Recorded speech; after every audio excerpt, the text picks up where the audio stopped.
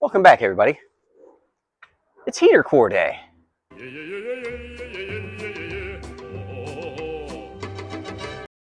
Don't worry, I'm not going to bore you with the details of how to get this whole dash apart because I really could not explain how I did it. Basically, it came down to I sort of played my own version of Jenga.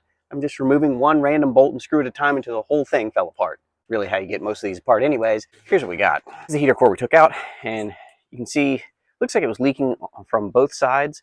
Right here up top, where it's sort of brownish green, that's the leak coming down here. All this blue color, since these are copper and brass, all the blue is just corrosion. It hasn't leaked yet. This yellowish green, that's the leak. And then down here, this pinkish white, that is when the antifreeze gets hot and just cooks on the outside of it. So corrosion, leak, cook. And it's the same on this side, but lower down. The leak's about right here. Corrosion, leak, cook all the antifreeze. Luckily, somebody still has these. Probably because El Caminos and Monte Carlos and Chevelles and all that, it's really pretty much the same thing. Probably C10 trucks too. I bet this fits them all. Is it the same size? Oh, it's bigger. We may have a problem. That's just great. I don't believe that this is going to fit. And thus we'll slow down the video. Well, let's find out. It does not. Well, does it? It doesn't. It's too big. All right. Yeah. Not going to work. All right. I don't know if this has ever happened to you, but back to the parts store. Not the right part.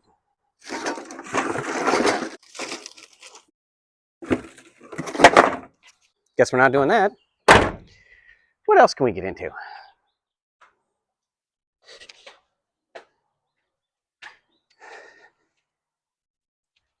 Guess we'll just try to put a wheel cylinder on that thing. Sure. I went to go try and drive this Jeep, make sure that everything's working right on it. I came out and I found this. Yeah, it's got a bad wheel cylinder just from sitting somehow. I don't know how that happens, but I guess maybe the system builds up pressure just from different temperatures, or who knows what. I don't know. I'm not science.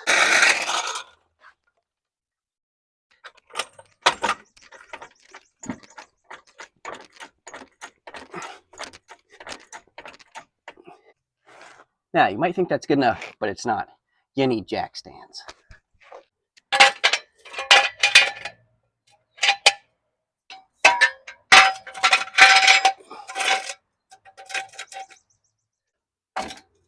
Just leave the jack in place. It's not hurting anything.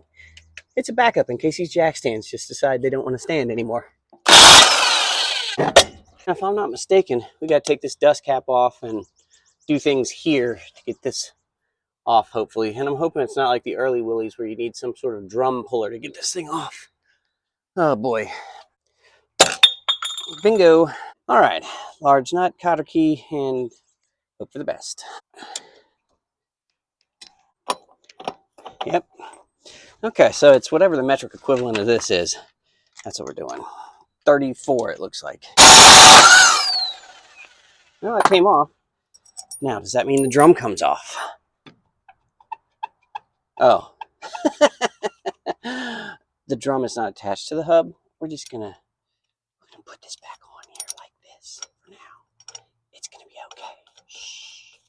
Shh. It's not a one piece. You don't need a drum puller. What you need to do is pay attention. Yeah, I didn't do that.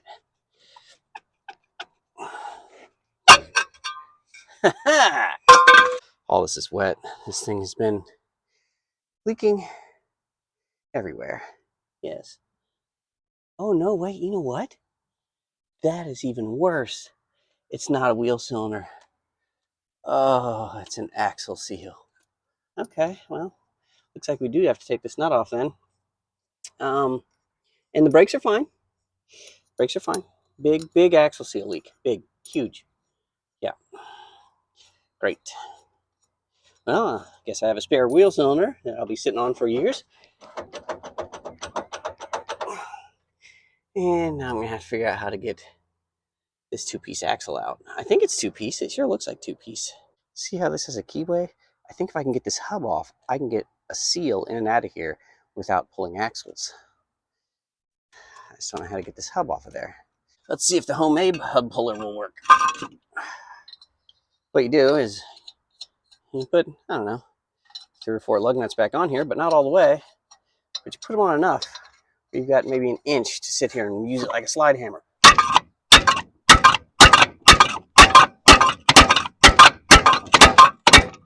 Okay, well, that sucks, doesn't it? Nothing's going right today. Wrong heater core, axle seal, not wheel cylinder. It's wow. Have you seen the crazy amount of spider webs that are in here? That's why the wheel cylinder doesn't leak. It's afraid to. Let's try this 3-jaw puller and see if this gets our hub moving at all. Well, that doesn't help at all because it spins. All right.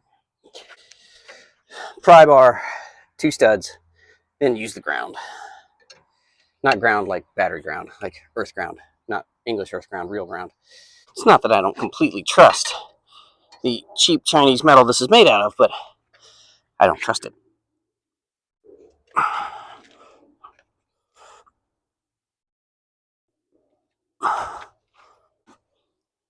It is just pushing our 3-jaw puller out of place. All right, well, we're going to have to get a hub puller, which means we're not doing this today either. Great. It's 2 broken vehicles. This is the day where nothing goes right. That does mean that this Jeep is drivable. It's not a brake issue. It is just an axle leaking issue. So this can be driven around the block to test drive, to test out everything else. Well, maybe we'll do that. I don't know. You can bend these however you want. I really don't care. It doesn't matter in the grand scheme of things. That looks perfect. Let's throw a wheel back on. Is locked.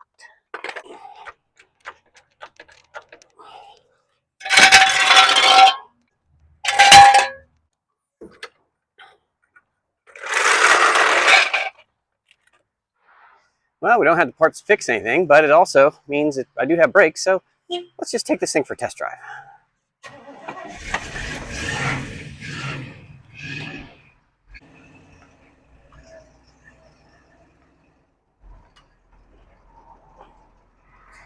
I think we're just going to go around the block just for a nice little safety test drive, just for fun.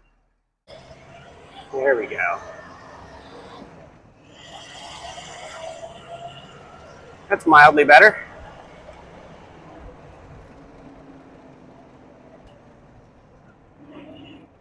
This thing does not like to idle, that is for sure.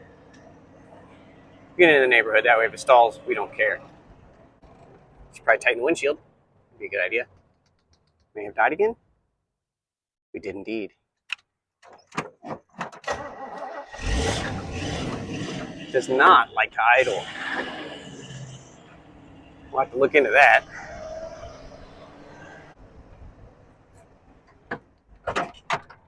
Yeah, it's not idling at all.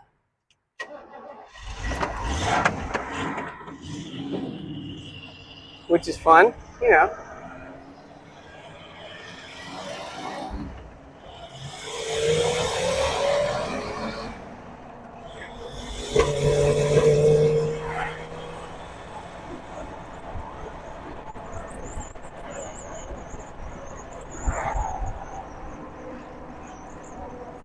There we go.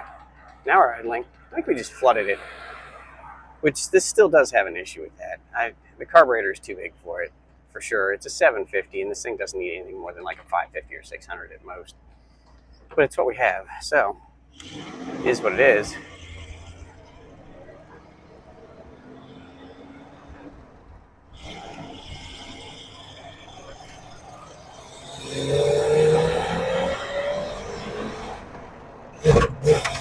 Woo! Acceleration's good until it backfires. All right, there are definitely some carburetor adjustments that need to be made.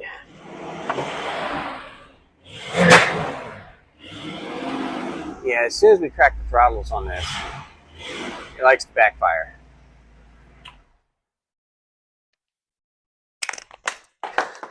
And there we have it.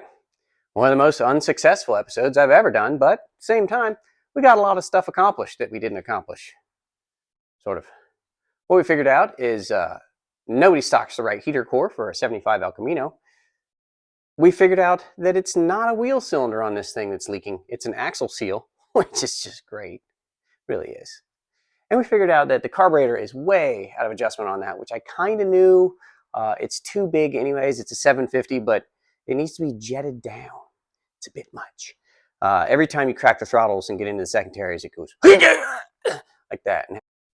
Who knows? So, anyways, that's going to do it for today. So I think one where we actually fixed nothing. Weird. All right, well, just goes to show, can't always fix it. See you next time.